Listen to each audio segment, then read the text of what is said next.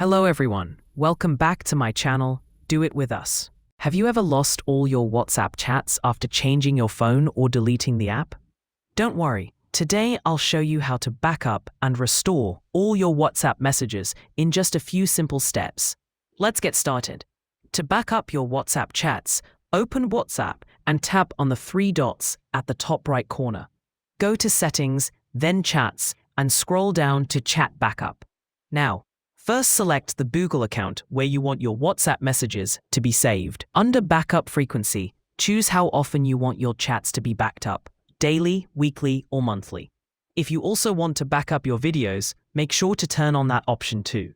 Once everything is set, tap Backup and WhatsApp will start saving all your chats and media to your selected Google account.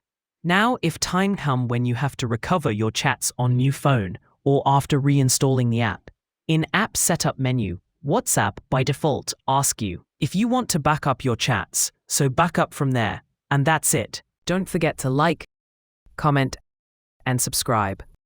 Thanks for watching, and I will see you in another video.